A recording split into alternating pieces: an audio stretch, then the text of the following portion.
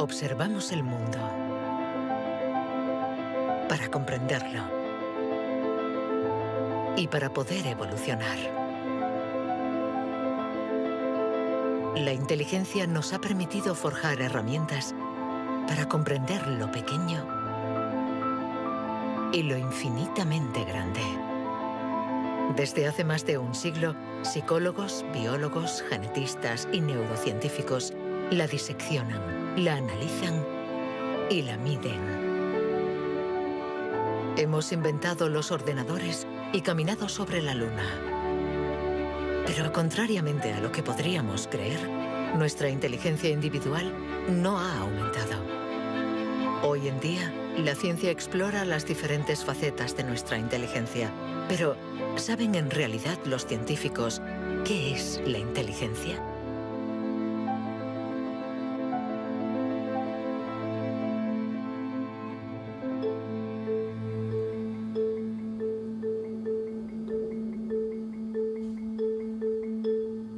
Inteligencia es relacionar, unir elementos diferentes para hallar soluciones. Para entenderla, hay que conseguir dividirla y aislar todos sus componentes. Los investigadores estudian sus diferentes facetas.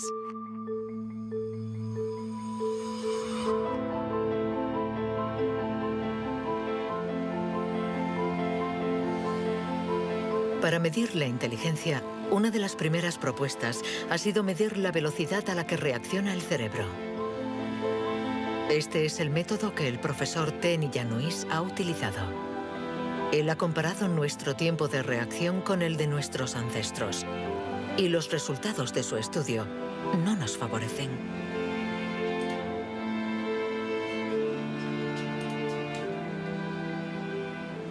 Para medir el tiempo de reacción, mostramos a una persona una luz sobre una pantalla y ésta, pulsando un botón lo más rápido posible, debe decir si la luz aparece a la derecha o a la izquierda. No es un acto reflejo, sino una información simple que nuestro cerebro debe procesar. Estos estudios sobre el tiempo de reacción son muy antiguos. Muchos de ellos los llevó a cabo Francis Galton, primo de Charles Darwin, entre 1860 y 1880 en Gran Bretaña. Galton hizo pruebas a muchos miles de personas representativas de la población de la época. La gente tenía entonces un tiempo de reacción muy rápido. Nosotros hemos buscado estudios comparables que hubieran sido hechos durante los últimos 120 años y hemos encontrado unos 15. Al compararlos, hemos podido comprobar que durante los últimos 150 años la gente se ha hecho cada vez más y más lenta. Para el profesor Tenny Yanois, inteligencia es velocidad. Y nuestro cerebro invierte como media 50 milisegundos más que el de nuestros bisabuelos a la hora de procesar una información simple. 50 milisegundos más puede sonar como un algo ridículamente breve. Pero si pensamos en las miles y miles de decisiones que debemos tomar cada día, y somos un poco más lentos en cada decisión, esto puede tener consecuencias muy, muy importantes.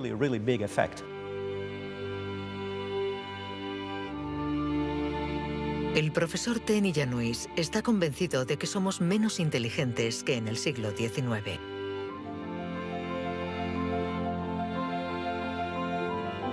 Y la prueba está en la increíble capacidad de invención de este periodo, marcado por una explosión de las innovaciones, de la creatividad, de las ideas.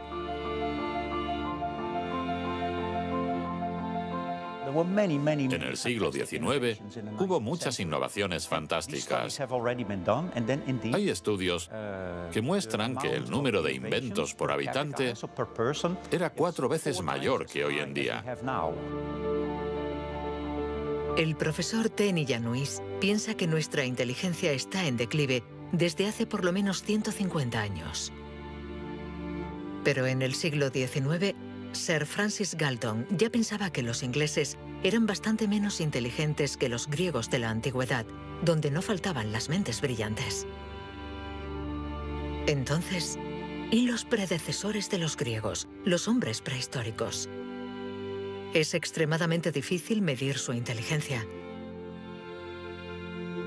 Sin embargo, en el Instituto Max Planck de Leipzig intentan responder a esta pregunta reconstruyendo el cerebro de nuestros antepasados de la prehistoria.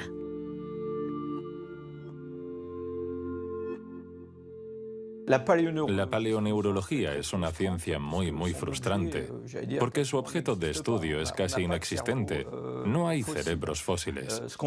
Lo que sí tenemos es la caja que contenía este cerebro.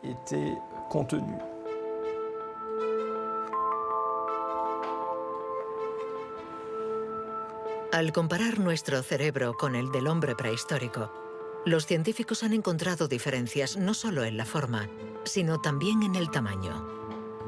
Algunos de estos individuos tenían un cerebro más grande que el nuestro. Sabiendo que todo lo que somos, todo lo que pensamos, nuestros recuerdos, la personalidad, las emociones, el lenguaje, todo depende de este órgano, entonces, ¿es que la inteligencia está relacionada con el tamaño? Sería absurdo pensar que no hay relación entre el tamaño del cerebro y la complejidad de los comportamientos, es decir, la inteligencia. Esto lo vemos en el reino animal. Los animales llamados más inteligentes, en particular los cetáceos y algunos tipos de delfines, por ejemplo, tienen cerebros muy grandes, con un gran número de neuronas. Por lo tanto, encontramos en ellos algo que también encontramos en los grandes primates y en el hombre.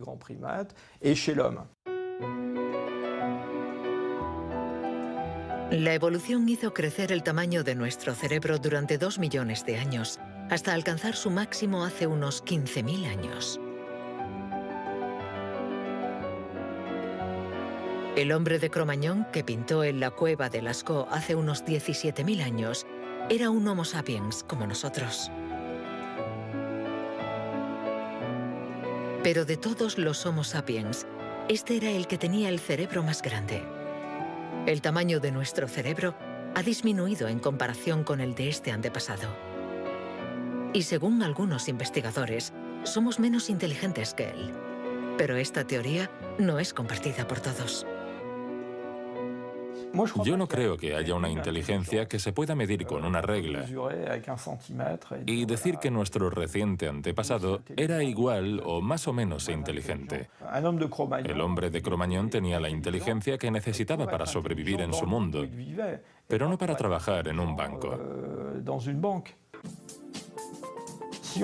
Si viajásemos 25.000 años atrás en nuestra máquina del tiempo, para traer al presente al hombre de Cro-Magnon, sin duda se adaptaría al mundo en el que va a tener que vivir. Historically, you guys have struggled to adapt. Yeah, right. Walking upright, discovering fire, inventing the wheel, laying the foundation for all mankind. You're right. Good point. Sorry we couldn't get that to you sooner. Connie, your reaction? We live in a society where the individual ego and the group dynamic are in constant struggle. Response? Yeah, I have a response. What? ¿Más inteligente? ¿Menos inteligente? Cuando intentamos medir la inteligencia, todo se complica. Y sin embargo, lo hacemos continuamente. En las universidades del mundo entero se enseña qué es la inteligencia. Y todos nosotros, sin ser especialistas, la medimos cada día. Todos medimos la inteligencia. Si es usted soltero y va a un bar y conoce a alguien, lo más importante después del físico es la inteligencia. Medimos la inteligencia de la gente siempre. Si hablamos sobre un concepto difícil o hacemos algo que desconocen, ¿cuánto tardan en entenderlo? Medir la inteligencia analizando las respuestas. Evaluando la pertinencia de las acciones. Comparando a los individuos. Un método que dio lugar a la única herramienta de la que disponemos para medir la inteligencia. El cociente intelectual, inventado por Alfred Binet a principios del siglo XX. Alfred Binet criticó bastante a los alienistas, los psiquiatras de la época. que hacían diagnósticos para juzgar la discapacidad intelectual, separando en grandes categorías: los idiotas, que tenían el grado más alto de discapacidad, después los imbéciles y luego los tontos. En opinión de Binet, sus juicios eran discutibles, muy difusos y diferentes de un psiquiatra a otro. Él pensaba que eran necesarios unos criterios objetivos y una única herramienta de evaluación basada en criterios científicos. En 1905, el Ministerio de Educación francés pidió a Binet que encontrara la manera de detectar a los niños con dificultades escolares. Él no tenía ninguna teoría sobre la inteligencia, pero observando a sus hijas, pensó que podría hacer una evaluación a partir del razonamiento, la capacidad de comprensión y la memoria. Lo que finalmente intentó hacer fue encontrar para cada grupo de edad los problemas característicos de ese grupo. Por ejemplo, les enseñaba una foto y les preguntaba qué representaba. Señaló que los niños de 3 años enumeraban lo que había en la imagen. Hay un señor, una señora, un banco, un árbol. Los de 7 u 8 años describían la imagen. Hay un señor y una señora sentados en un banco. Y por último, los de 12 años interpretaban la imagen. ¿Están tristes? ¿O bien el señor está enfermo? Y cosas así. Así, Binet desarrolló junto a Théodore Simon el primer test de inteligencia. Había nacido el clásico test de la edad mental. Es la relación entre la edad mental dada por el resultado del test y la edad real de la persona. La cifra se multiplica por 100 para obtener el cociente intelectual. Si un niño de 10 años resuelve las pruebas de uno de 12, será un niño adelantado y tendrá un cociente de 120. La idea era relacionar el rendimiento de un individuo con el de otros individuos comparables, es decir, los que están exactamente en la misma categoría de edad, la misma cultura, etc. Y, obviamente, partiendo de una serie de puntuaciones en la prueba para una edad determinada. El cociente intelectual es la posición de un individuo comparado con el rendimiento de otros que son como él o ella, es decir, de la misma edad. Le damos al cociente intelectual un poder exagerado, porque pretende medir una cualidad tan particular como la inteligencia. Es difícil resistirse a la tentación de medirse, de compararse. Lo que sí es un poco ridículo es lo que nos encontramos actualmente en Internet, como las páginas web que calculan nuestro cociente intelectual. La gente hace el test, se encuentra con una cifra y la interpreta. Y si, por ejemplo, esta cifra no es buena, pensamos que no somos inteligentes. Es absolutamente catastrófico. El 2. Es ridículo pensar que una cifra defina a una persona. El 4. El 3. Solo un psicólogo hará un test fiable del cociente intelectual. El 2. Ya que debemos saber cómo interpretarlo en relación con el pasado del individuo, su presente El 2 y el 3. y su personalidad. Este cociente mide la inteligencia. Compara a las personas. Pero ¿nos permite saber si nuestra inteligencia ha evolucionado desde que Binet lo inventó hace más de un siglo? ¿Obtenemos mejores resultados en el test hoy? En Nueva Zelanda es donde por primera vez han respondido a esta pregunta. Allí, James Flynn ha hecho un descubrimiento sorprendente que los científicos de todo el mundo han bautizado como el efecto Flynn. El efecto Flynn supone el descubrimiento de que todas las naciones que entraron en la era industrial han obtenido mejoras considerables en los tests de cociente intelectual. He revisado toda la variedad de estas pruebas en 40 países, como en Francia, Holanda o Noruega, donde los jóvenes habían sido llamados al servicio militar. Se les ha dado cada año exactamente el mismo test, y las mejoras son muy evidentes. Hace 1 o 2 generaciones, la gente obtenía una media de 30 respuestas sobre 60. Hoy obtienen 45. Después de evaluar decenas y decenas de estudios, James Flynn ha mostrado que desde hace más de 60 años obtenemos mejores resultados en estos test. ¿Quiere esto decir que ahora somos más inteligentes que nuestros abuelos? Un cambio en el cociente intelectual no significa necesariamente un cambio en la inteligencia. Pongamos un ejemplo. Una persona hace hoy el test por primera vez. Si hace el mismo test al día siguiente, existe un efecto de aprendizaje. Su puntuación va a ser más alta, pero no quiere decir que se haya hecho más inteligente. Solo significa que se ha familiarizado con el test. El aumento del cociente intelectual se debe en gran medida al entorno, mejor alimentación y mejor educación. Nuestro cociente aumentaría de 2 a 3 puntos por cada año de escuela, y los años de escolarización han pasado de una media de 6 a principios del siglo XX a los 11 años de hoy en los países industrializados. Todos estos cambios añadidos han incrementado los resultados. Cuando realizamos un test hoy, estamos preparados en la medida en que la escolarización y otra serie de factores nos han dado la capacidad de aplicar nuestra lógica de forma abstracta. Es decir, que podemos ver una serie de números y acertar el siguiente.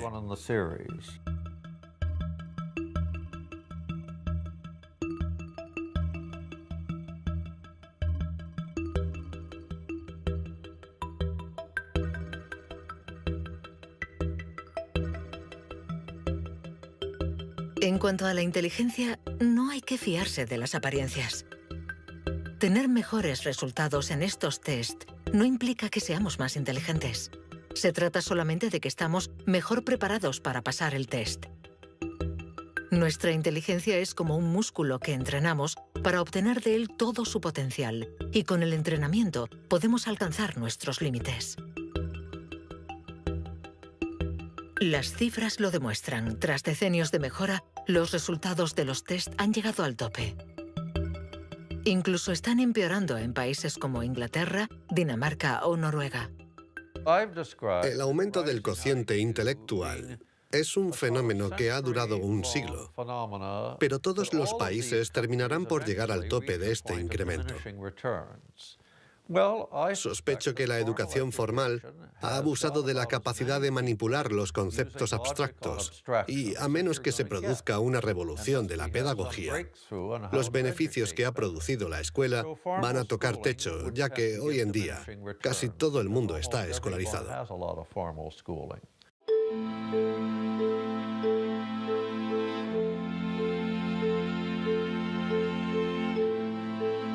Un cociente estancado. Cerebros cada vez más lentos y más pequeños. ¿Dónde está nuestra inteligencia? Las primeras herramientas para medir la inteligencia se inventaron hace más de un siglo.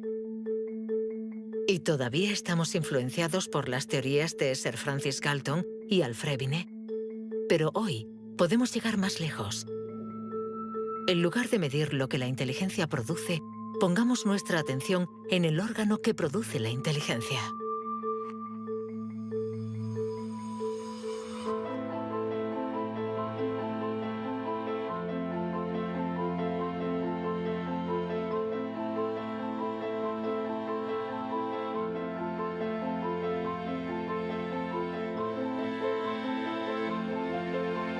Richard Heyer es psicólogo y neurocientífico en la Universidad Irvine de California. Desde hace más de 30 años, intenta averiguar cómo es un cerebro inteligente. Gracias a los progresos de los instrumentos de observación, Heyer y su colega, el profesor Rex Jung, investigan en qué lugar del cerebro se aloja la inteligencia. Veamos el cerebro de Richard Hayer. Vemos un bonito cerebro. El doctor Hayer es una persona brillante e inteligente y vemos todas las regiones que sustentan su inteligencia.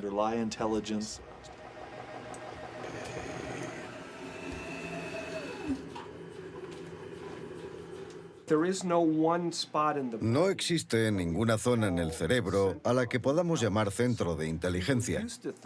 Se pensaba que había un centro de inteligencia en la parte frontal, pero las investigaciones han demostrado que cuando resolvemos problemas de inteligencia en el interior de un escáner, la comunicación bidireccional entre la parte frontal y la parte posterior es muy importante mientras efectuamos la operación.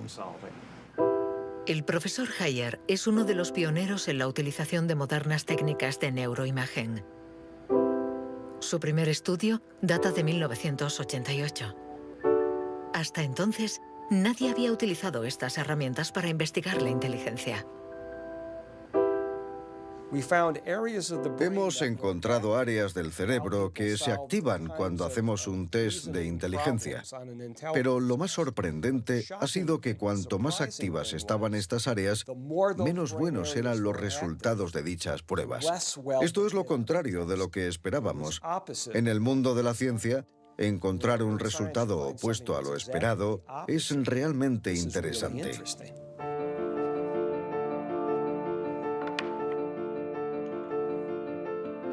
Un cerebro inteligente no es un cerebro que funciona más, sino todo lo contrario. Es un cerebro que funciona menos. Esto es lo que llamamos neuroeficacia. Ser inteligente consiste en resolver un problema con el mínimo esfuerzo.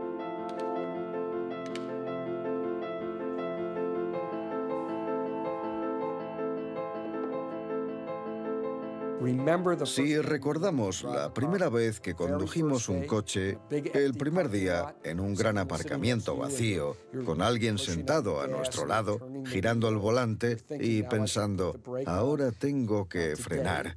Sin embargo, hoy conducimos en medio del tráfico de una ciudad desconocida y aún así podemos charlar con los acompañantes, porque nuestro cerebro es ahora mucho más eficaz. Por lo tanto, un alto nivel de inteligencia no está necesariamente ligado a un cerebro que trabaja más, sino a una transmisión más eficaz de la información entre las zonas importantes del cerebro. Cuando se piensa en un proceso tan complejo como la inteligencia, debemos imaginar que el cerebro es como una orquesta con distintas secciones. Pero el verdadero misterio está en cómo interactúan estas secciones, porque, como sabemos, esta orquesta no tiene director. Si el cerebro es una orquesta, entonces la inteligencia es la música.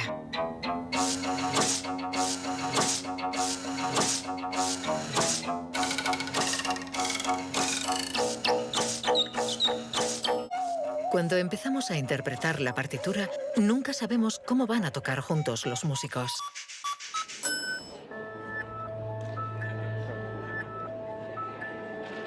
En la Universidad de la Sorbona, el profesor Olivier Houdet busca un director para esta orquesta. Para encontrarlo, mide la actividad eléctrica del cerebro mientras los niños resuelven problemas. Lo que le interesa es lo que él mismo llama bugs de inteligencia. Mostramos a un niño una imagen con 1, 2, 3, 4, 5 babars separados y 5 babars juntos. Y le preguntamos si hay el mismo número de babars en la parte de arriba y en la de abajo. Hasta los 7 u 8 años, todos los niños del mundo responderían, hay más arriba, porque la imagen es más larga. El cerebro de los niños es fácil de engañar por la inteligencia visioespacial, según la cual longitud es igual a número. Esto significa que tenemos caminos neuronales distintos para resolver una misma tarea.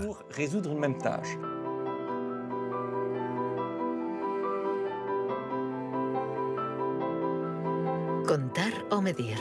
Hay muchas soluciones para un mismo problema, y nuestro cerebro está continuamente luchando para inhibir las estrategias negativas.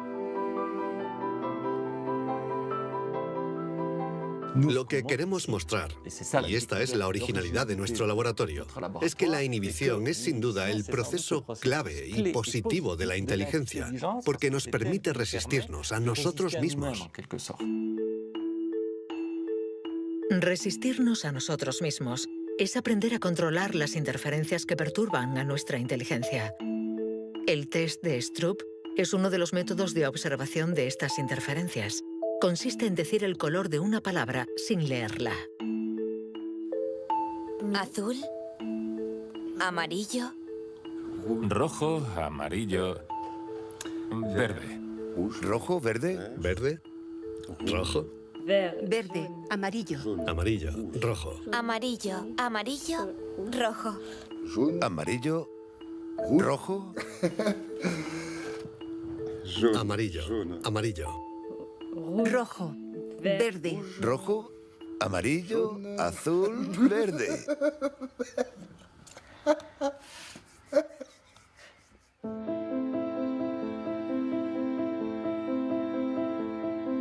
Para resolver un problema usamos diferentes regiones del cerebro unidas entre sí, pero que a veces entran en competencia. Pero ¿cómo se comunican las diferentes regiones?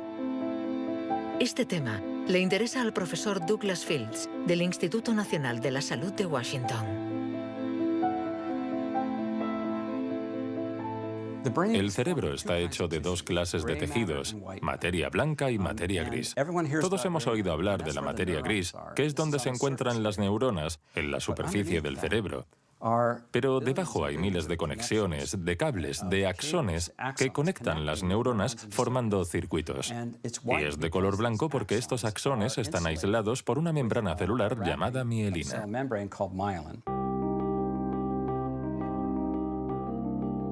La mielina envuelve los axones y permite que la información circule de forma rápida y eficaz en el cerebro.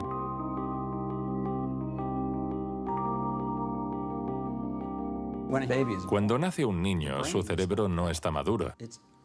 Sus funciones son mínimas. Un bebé no puede hacer casi nada. No puede alimentarse, su visión es muy limitada, no puede andar ni sujetar su cabeza. Esto se debe a que nuestro cerebro está siendo permanentemente moldeado por el entorno.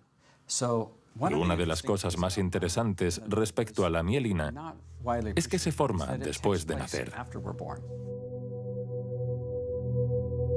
La mielina es esencial para que la información circule de forma eficaz por el cerebro. Es esencial para nuestra inteligencia. Pero en la actualidad, la formación de la mielina está alterada. Barbara Demnex, endocrinóloga del Museo de Historia Natural de París, estudia cómo nuestra inteligencia está amenazada por uno de los azotes del siglo XXI. La contaminación. En cualquier parte del mundo donde vivas, estarás expuesto a ciertas sustancias químicas que interfieren en el funcionamiento de la hormona tiroidea. Esta es la hormona producida por la glándula tiroides que está en la base del cuello. Es necesaria para el desarrollo del cerebro desde las primeras etapas del feto hasta una edad más avanzada como la mía, para asegurar el mantenimiento de las funciones mentales, incluida la mielinización. La Autoridad Europea de Seguridad Alimentaria ha analizado 297 pesticidas. Entre ellos, más de 100 afectan al funcionamiento de la hormona tiroidea, como el bisfenol A, el PCB y los productos ignífugos. Productos químicos con los que estamos en contacto a diario. El equipo de Barbara Demnex ha demostrado que estos productos bloquean los receptores específicos de la hormona tiroidea de cada una de las células cerebrales y los efectos son considerables. Hay una evidencia sólida. Los científicos hemos observado los niveles de exposición en las madres. Se han comparado diferentes niveles de exposición y hemos visto que los niveles más elevados estaban asociados a una pérdida de 5 a 6 puntos de cociente intelectual en sus hijos. Cierto es que la mayoría de nosotros no percibimos la diferencia, pero es evidente que 5 puntos menos de cociente intelectual pueden suponer una gran diferencia en cuanto al éxito escolar o al éxito en la vida. Y saberlo puede ser muy preocupante para los padres.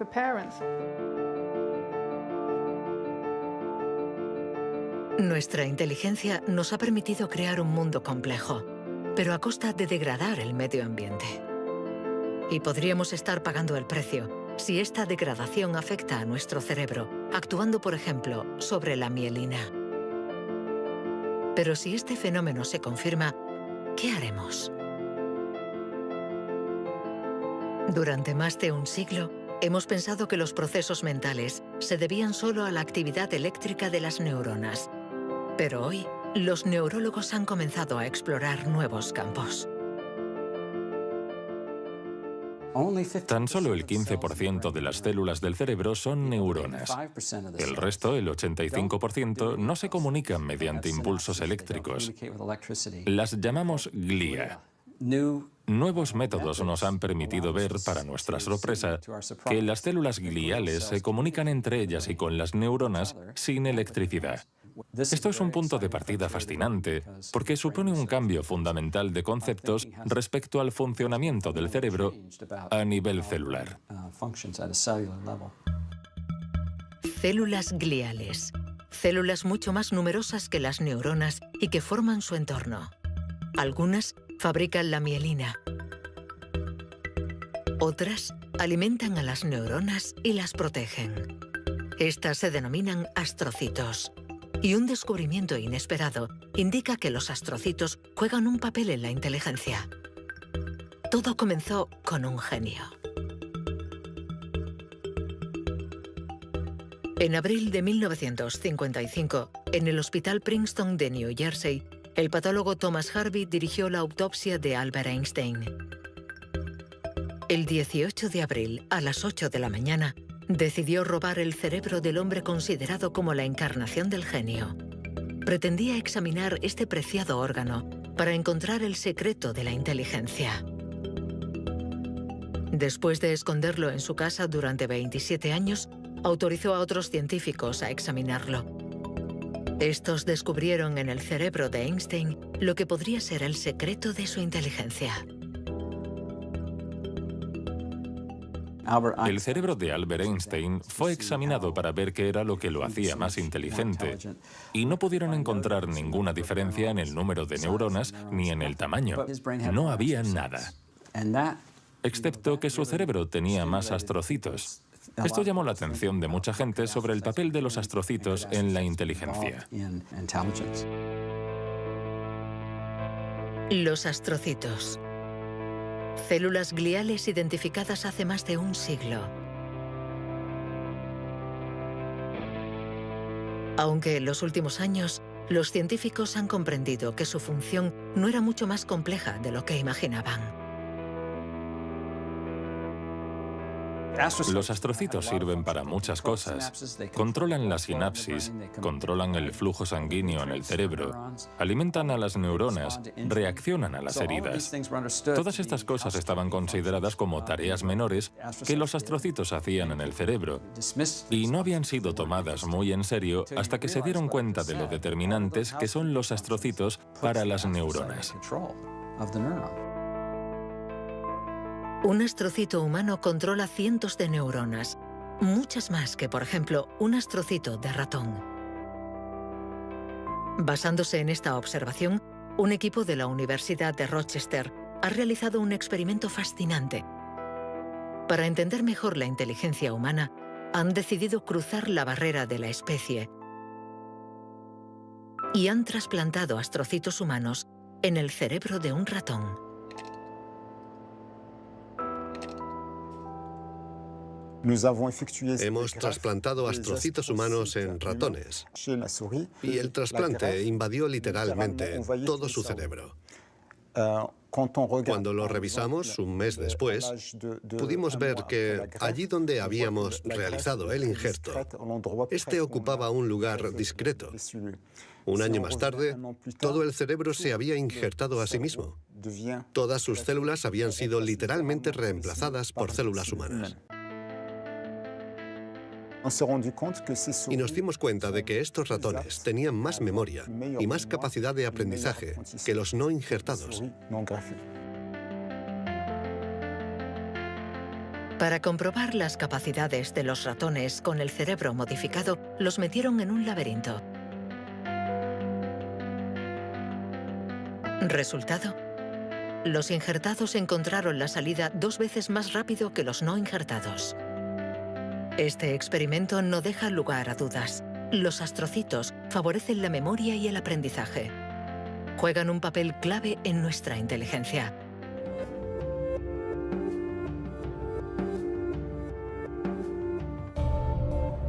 La inteligencia se refleja en el funcionamiento del cerebro. Pero ¿cómo se explica la diferencia entre las inteligencias de nuestros colegas, amigos o padres? ¿Es que tienen más materia blanca, menos astrocitos o sus neuronas son más rápidas? El origen de nuestras capacidades se encuentra en parte en nuestros genes. Robert Plomin estudia la genética del comportamiento. En sus investigaciones ha visto crecer a miles de niños y gracias a ello espera poder encontrar los genes que influyen en la inteligencia.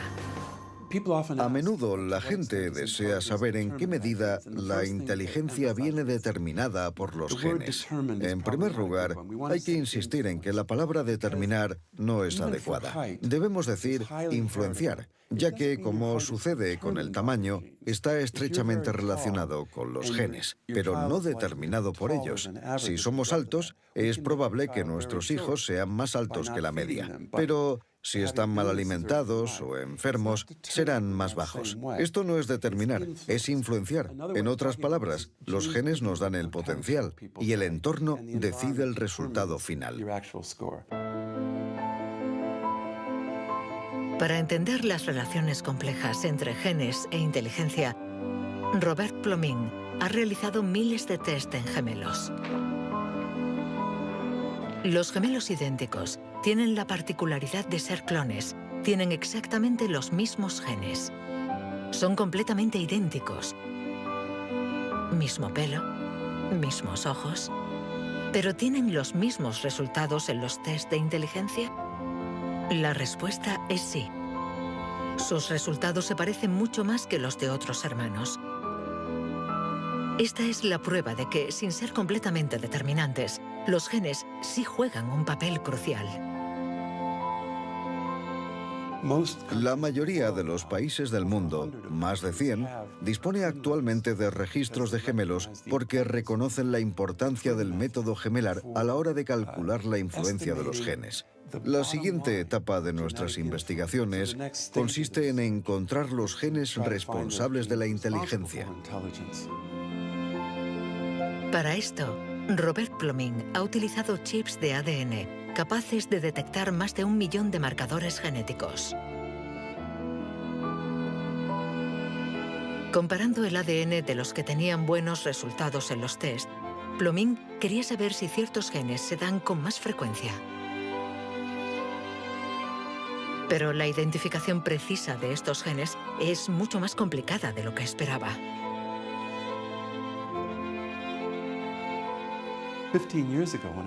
Hace 15 años, cuando comencé a buscar los genes de la inteligencia, nadie imaginaba que sería una tarea tan difícil. Pudimos identificar más de 300 genes que influyen sobre la inteligencia.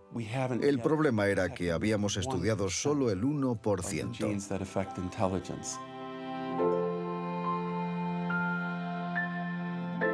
La inteligencia está influenciada por la interacción de muchos miles de genes que conforman una red increíblemente compleja. Además, producen efectos distintos en función de la región del cerebro donde actúen. Antes pensábamos que el cerebro funcionaba por áreas. Esta área controla el lenguaje, esta hace otra cosa. El cuerpo calloso comunica los hemisferios. Hoy nos hemos dado cuenta de que esto era ficción y que el cerebro actúa de forma más global. Desde un punto de vista genético, se ve más claro todavía, ya que la mayoría de los genes que actúan sobre el cerebro actúan sobre muchas regiones del cerebro. Paso a paso vamos entendiendo nuestra inteligencia. Los científicos afinan las herramientas para medirla, pero la cuestión es cómo las vamos a utilizar.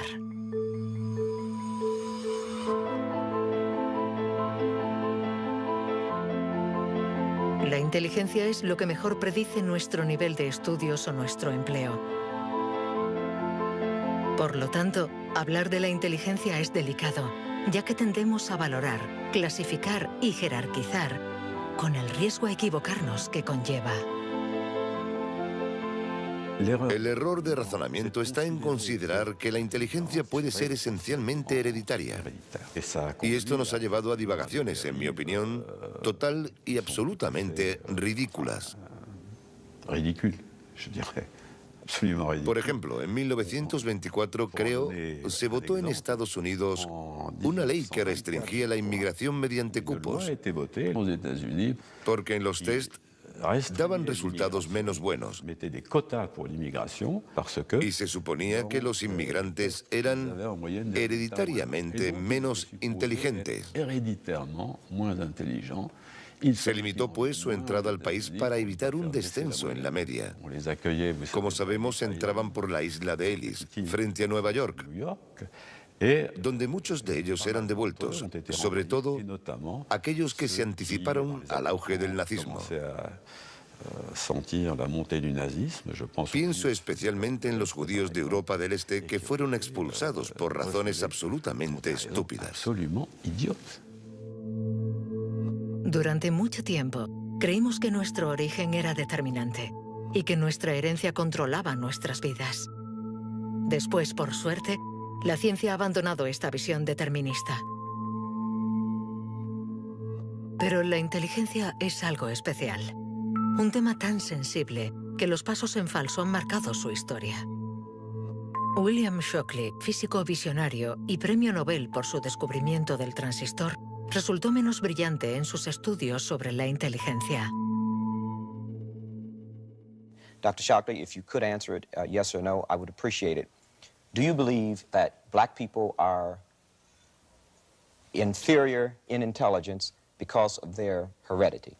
What I say is this. My research leads me, and it's a tragic conclusion, really, my research leads me inescapably to the opinion that the major cause of the American Negro's intellectual and social deficits is hereditary and racially genetic in origin, and thus not remediable to a major degree by practical improvements in environment. Then what do you see as the solution to the problem? I would propose that you would offer a bonus to everyone to be sterilized. The offer is based upon the best estimates, best scientific estimates that one can have of any genetically carried disabilities. 1974, prácticamente ayer. Una época nada lejana. Algunos utilizaban el cociente intelectual para justificar su racismo y excluir lo diferente. Joseph Skobanek sufre el síndrome de Asperger, una forma de autismo compatible con un cociente elevado. Graduado en ciencias políticas, doctor en filosofía y escritor, con 6 años no hablaba una palabra. Hoy habla 7 idiomas, entre ellos el hebreo, el árabe, el persa y el azerí. Yo formaba parte de esos niños cuyo destino era la basura. Durante mucho tiempo nos dijeron que las personas autistas eran deficientes intelectuales. Autismo llegó a ser casi sinónimo de discapacidad intelectual. Sin embargo, hoy sabemos que esto no es así. Toda sociedad humana necesita una jerarquía, necesita gente que marque la diferencia.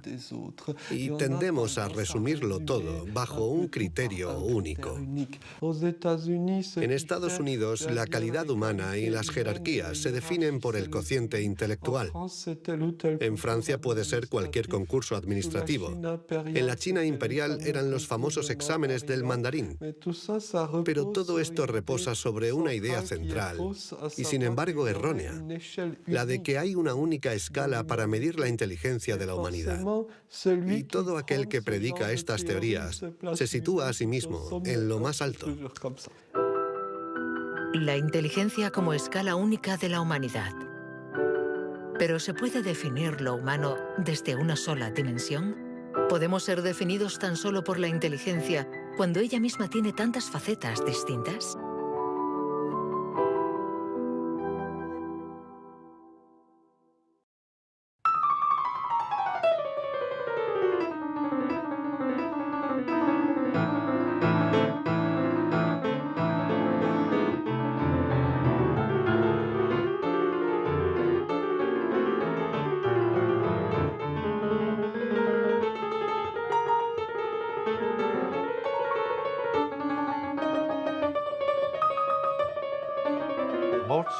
Nos han dicho siempre que Mozart podía tener en la mente una sinfonía entera.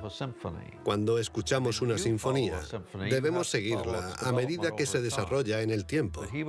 Sin embargo, él la veía en su totalidad. Viene a ser la clase de complejidad mental de un matemático cuando tiene en mente 7 u 8 fórmulas y conoce todas las conexiones posibles entre ellas. Pero siempre podemos argumentar. ¿La inteligencia musical es inteligencia? No importa. Lo que importa es que existe y que aquellos que la poseen no tienen necesariamente un cociente intelectual elevado.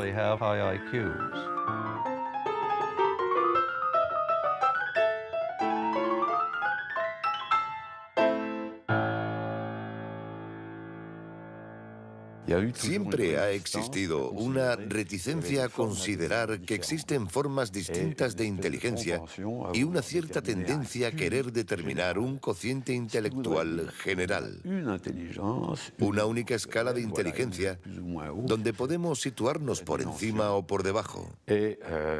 Pero la realidad lo contradice. Existen numerosas formas de inteligencia y podemos tener un nivel muy alto en algunas de ellas y un bajo nivel en otras. Esta idea estaba en los primeros estudios sobre la inteligencia. Hoy, los científicos ya han aceptado que sea cual sea el método utilizado, no van a conseguir medir la inteligencia con una escala única.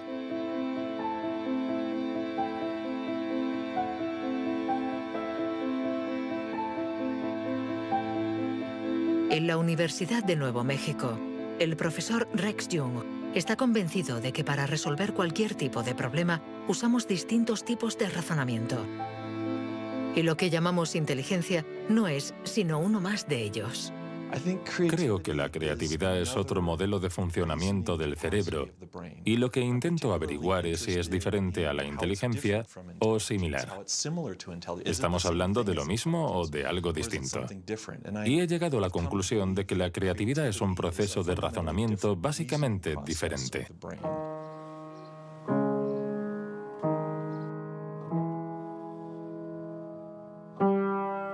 Leer una partitura es ser inteligente utilizando nuestros conocimientos.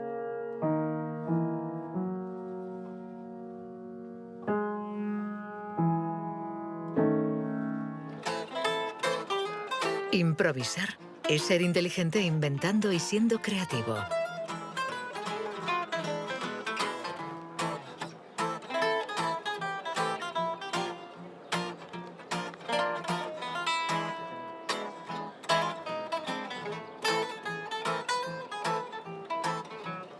Un músico puede ser a la vez inteligente y creativo, un sujeto de estudio ideal.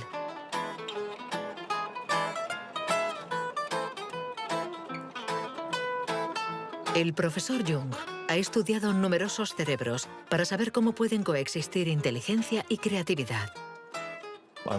Trabajo sobre la hipótesis de que son complementarias y que hay dos redes diferentes en el cerebro que cooperan para permitirnos razonar. Una es un tipo de razonamiento inteligente y la otra un tipo de razonamiento creativo. Y las dos son extremadamente importantes. Estamos muy cerca de comprender cómo funcionan. Nuestra teoría es que la red de la inteligencia se sitúa sobre todo en la superficie del cerebro. Con la creatividad las cosas son diferentes, porque depende principalmente de la llamada red de modo por defecto, situada en el interior del cerebro. Estas dos redes intercambian permanentemente información para que podamos resolver los problemas que nos plantea el mundo en que vivimos.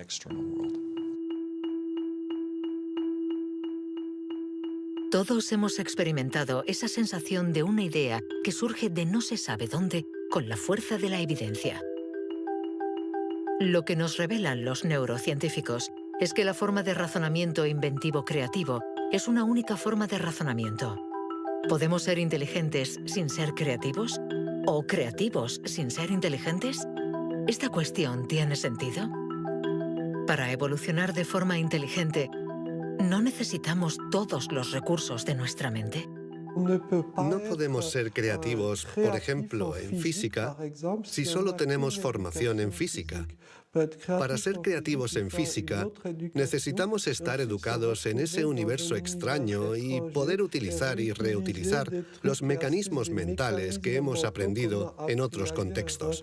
El problema de las investigaciones estériles es que se encierran en su burbuja y no dan ni reciben información. Por el contrario, las personas creativas son aquellas que importan ideas de un universo a otro.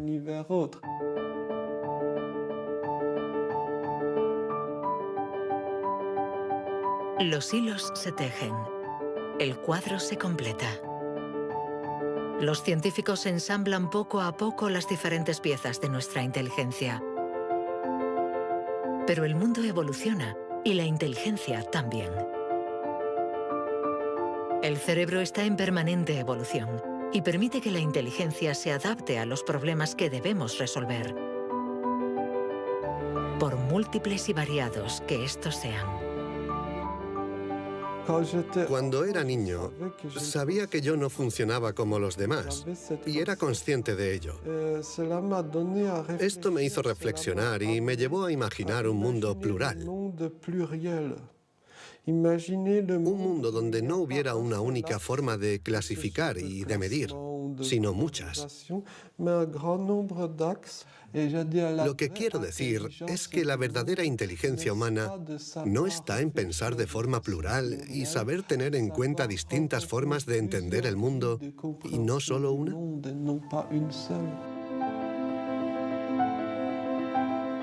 El papel de la ciencia no debe ser el de decir si somos más o menos inteligentes que nuestros vecinos o que nuestros antepasados, sino el de ayudarnos a entender cómo funciona nuestro cerebro. Así, sabremos cuidar nuestra inteligencia y también mejorarla para tejer hilos de unión entre nosotros y la diversidad que nos rodea.